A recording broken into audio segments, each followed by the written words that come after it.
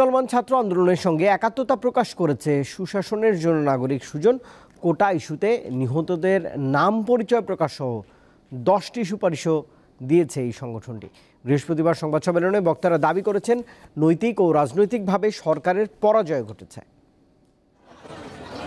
কোটা আন্দোলনের সহিংসতার পর এখনো পরিস্থিতি স্বাভাবিক হয়নি। বৈষম্য বিরোধী ছাত্র আন্দোলনের ব্যানারে চলছে নতুন নতুন কর্মসূচি।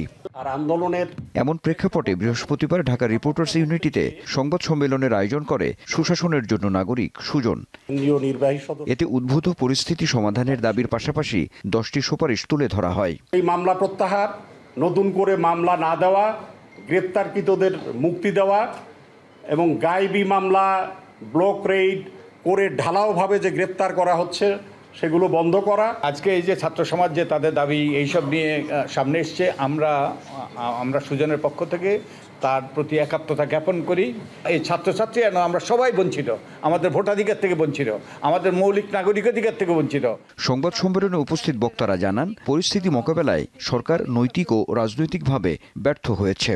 ঘরের মধ্যে শিশুকে মারা হয়েছে, নারীকে মারা হয়েছে, সাংবাদিককে মারা হয়েছে।